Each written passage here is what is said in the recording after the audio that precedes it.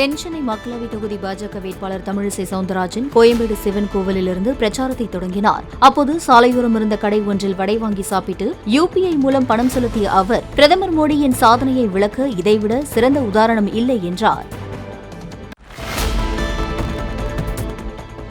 ஓ பன்னீர்செல்வம் என்று பெயர் இருப்பதால் உசிலம்பட்டியில் இருந்து எதுவும் தெரியாத நபர் ஒருவரை மதுரை மாவட்ட அதிமுக தகவல் தொழில்நுட்ப அணியைச் சேர்ந்த சிங்கராஜ் ராமநாதபுரத்துக்கு அழைத்துச் சென்று வேட்புமனு தாக்கல் செய்ய வைத்திருப்பதாக OP ரவீந்திரநாத் தெரிவித்துள்ளார். தேனியில் பேட்டியளித்த அவர் இவ்வாறு கூறியுள்ளார்.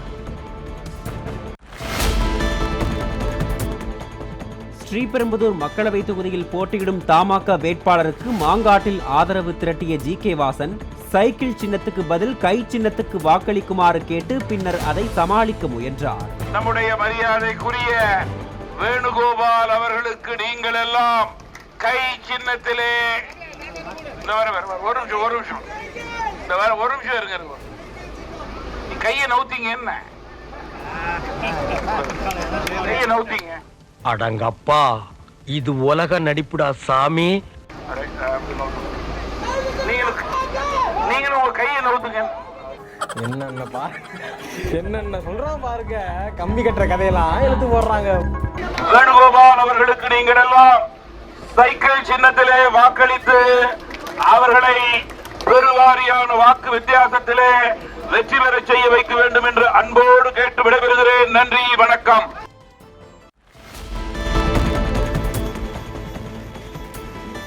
தஞ்சாவூர் மக்களவை தொகுதியில் போட்டியிடுவதற்கான வேட்புமனு தாக்கல் செய்ய திமுக வேட்பாளர் முரசொலி சென்றபோது மாவட்ட ஆட்சியரகத்திலிருந்து அரசு மருத்துவக் கல்லூரி மருத்துவமனை செல்லும் வழி மற்றும் வல்லம் செல்லும் வழியை காவல்துறையினர் தடுத்ததால் சிரமம் ஏற்பட்டதாக அப்பகுதி மக்கள் தெரிவித்தனர்.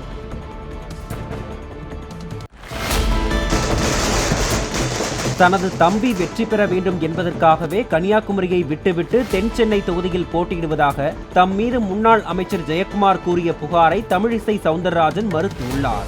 வேளச்சேரியில் பிரச்சாரத்துக்கு இடையே பேட்டியளித்த தமிழிசை ஜெயக்குமாரின் மகன் போட்டியிடுவதற்காக தென்சென்னை தொகுதியை தான் விட்டுக் கொடுத்ததாக கூறியுள்ளார்.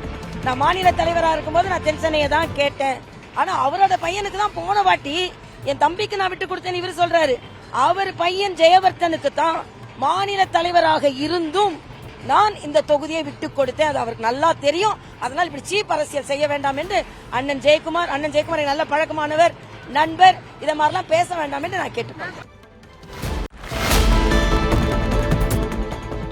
வடகிழக்கு மாநிலங்களில் உள்ளதைப் போல நீலகிரி, கோவை, மைசூரு, பெங்களூருவை சுரங்கச்சாலை மூலம் இணைக்கும் திட்டம் பரிசீலனையில் உள்ளதாக நீலகிரி தொகுதி பாஜக வேட்பாளர் எல் முருகன் தெரிவித்துள்ளார். கோவை மேட்டுப்பாளையத்தில் நிகழ்ச்சி ஒன்றில் பேசிய அவர், மேட்டுப்பாளையம் கோவை இடையே இரட்டை ரயில் பாதை திட்டம் நிச்சயமாக கொண்டுவரப்படும் என கூறினார்.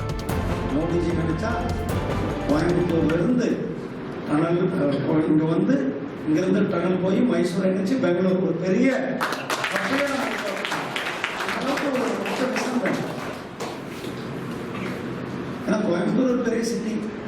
கோயம்புத்தூர்லேருந்து ஊட்டி கொண்டு போய் நினச்சி மைசூர்லேருந்து பெங்களூர் ஒரு பெரிய காரிடர் ஆகும், ஒரு பெரிய இண்டஸ்ட்ரியல் காரிடர் ஆகும்.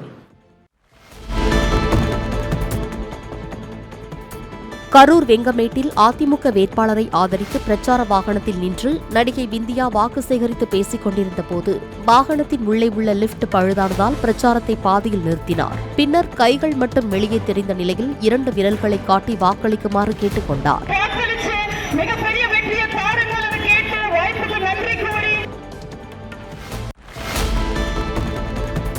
திண்டுக்கல் மக்களவை தொகுதியில் போட்டியிடும் அதிமுக கூட்டணி கட்சியான SDPI-யின் வேட்பாளர் முகமது முபாரக்கை ஆத்தூரில் நடந்த கூட்டத்தில் முன்னாள் அமைச்சர் திண்டுக்கல் சீனிவாசன் அறிமுகம் செய்து வைத்தார்.